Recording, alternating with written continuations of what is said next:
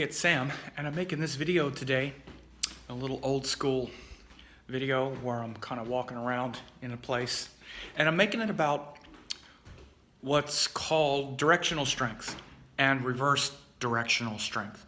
So directional strength, what's also called Dig Bala, is something in Dig Bala, which is a way to evaluate planets based on particular configurations in a natal chart. There are a bunch, particularly 7 main sources of strength that are called, that make up the Dig Bala, and they refer to things like positional strength, motional strength, like for instance retrograde is part of Dig Bala. One is called Bala, which is what side of the, whether it's what's happening on a northern or southern course. There are a bunch of others, but one of the most important is also is called directional strength. Directional strength doesn't mean the direction it's moving like forward or backward. That's actually called motional strength. This is why retrograde is one of them. But it's actually the direction in the chart, because the chart is actually directions. And we forget this sometimes because we're looking at a flat piece of paper. But as I look out this window and I look at the beautiful San Francisco skyline, this is to the west. This is the west. Golden Gate Bridge over there to the west. That's the west. That means that this is the north, this is the east, and this is the south as I look toward the South Bay. These, my friends, are directions, okay? And planets have strength in different directions, meaning there are 2 planets. If we were to draw a chart for this moment, the east would be what's rising, where the ascendant is, that would be the east. And then the south would be up, not down, up, right overhead. North is down, 4th house. 10th house is up, and 7th house is west. What is setting? These are the directions. And so planets do well as they get closer to different angles. These are also the angles in the chart. The 1st house is the east angle, right? And Mercury and Jupiter do well in the east. Then the 4th house, which is north, the moon and Venus do well as they get close to that angle or in that angular house itself. Then the 7th house, which is the west, Saturn does well. And then the 10th house, or the south, Sun and Mars do well. Now what this means when I say well and all of that, it means that, lighten this back up again, it means that those placements wind up supporting what the planet does and what that angle is trying to support.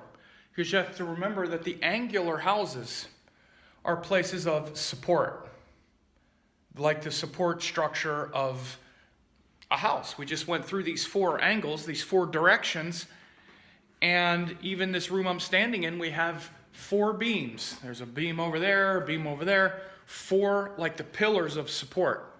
So you want to understand that the angular houses, or any angular house from anything else, which includes planets and angles from the moon, planets and angles from the ascendant, any planet and angle from anything else is going to be a support structure for that. That's what angular houses are, like the support of a room or a house. And that's why, for example, even when we do moon yogas, which is evaluating the psychology, we have planets that are very close to the moon, which shows the psychological nature, but then we have planets in angles from the moon, which show where a person gets emotional and psychological support. So angles from the ascendant show the support in someone's life, but it can also show where support gets detracted or sidetracked. So when you get planets like, for instance, if you get Mercury and Jupiter, let's say in the 1st house, or very close to the 1st house, but especially in the 1st house, then it's going to show that a person's course through life and the things that the first house represents, which is our experiences, learning through experience, will be supported. So you can tell a lot about the planet and about the house by bringing together these principles of directional strength. So for instance, we can know a lot about Mercury once we remember that it has directional strength in the first house. A lot about Jupiter once we remember that it has directional strength in the first house. And those things can be as simple as this. Again, what is it about the first house that makes it a strength? Well, first of all, again, it's where we're living our life. Right now, as you're focusing your attention on the world outside of you, like on this video or the things in your immediate environment, you're interacting with the world through the first house. So it's better, and you're gathering experience through your unique, the unique lens of perception that is you. That includes your physical body, your emotional state, the mental state you're in, the life that you've lived through your body and through your attention and all that.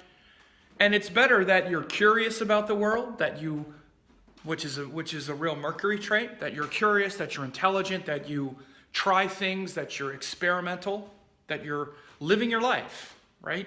Curiously, creatively, which is what Mercury is, and learning and adjusting and adapting, which is a Mercury trait, and that you are hopeful, that you don't let setbacks just completely destroy your whole life, or one little thing happens and you give up, or you don't look for a higher meaning and purpose, which are the virtues of Jupiter. So again, we can really understand a lot about both the planet and the house by remembering or by evaluating directional strength. Now, there's also a thing called the reverse Dig Bala, when the planets are in the opposite house from where they have directional strength, right?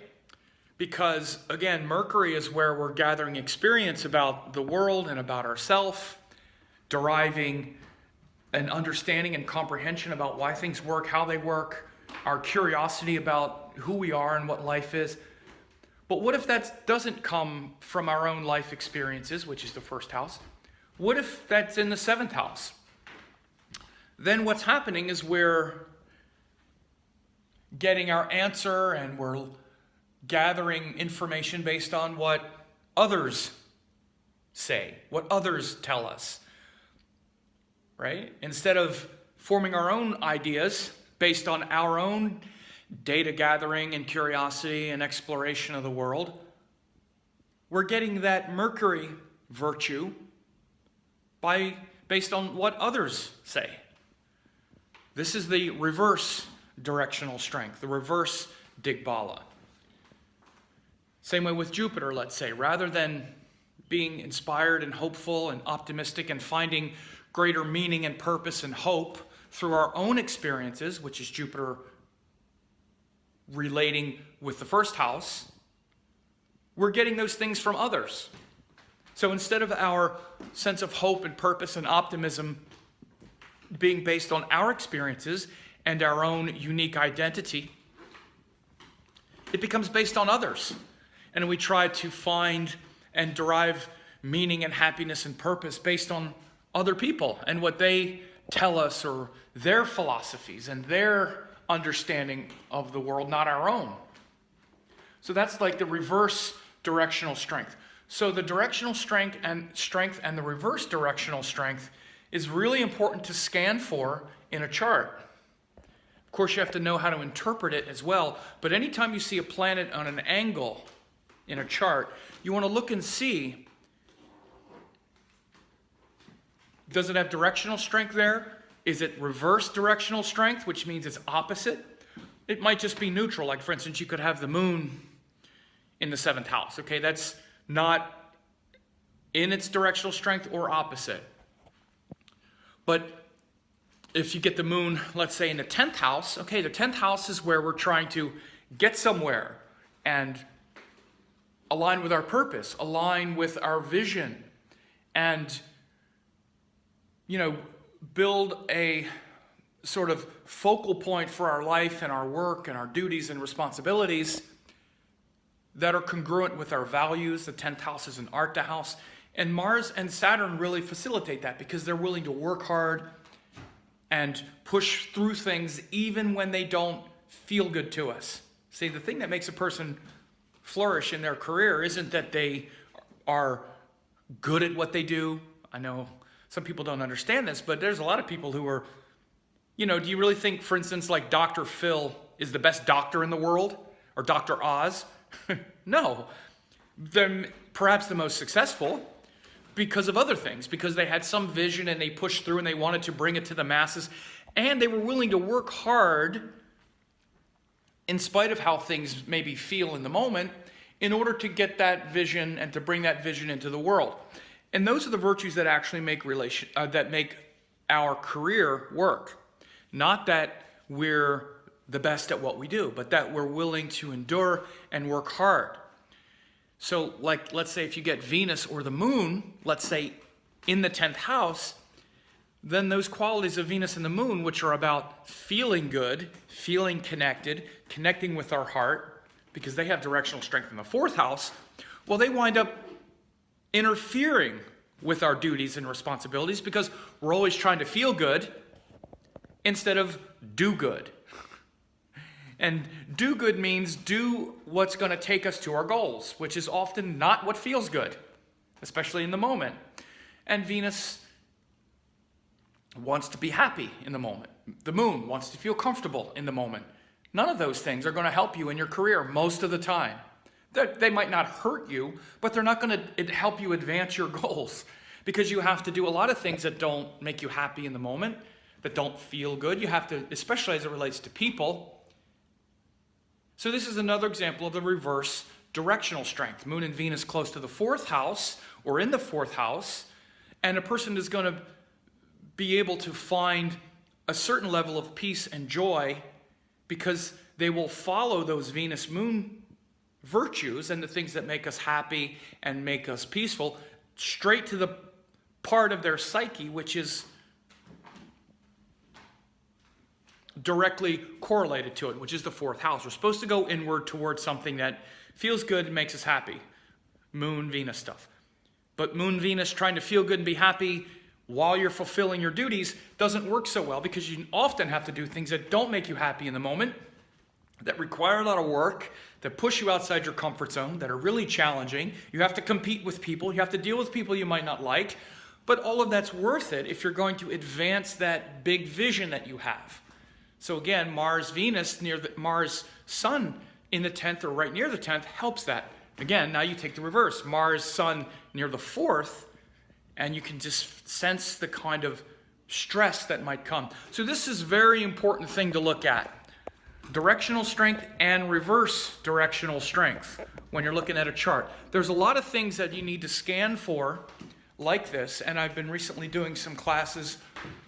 I did a big weekend course a couple weeks ago called the Swiss Army Knife course where I talked about things like this. I didn't actually get to this Dig Bala, reverse Dig Bala. I'm going to be doing it on the Swiss Army Knife 2 course, which is only offered to those who took Swiss Army Knife 1. But I wanted to make this quick video also to talk about this because it's really important. And of course, it's also a principle that applies by transit, right? Like wherever planets are transiting in the sky.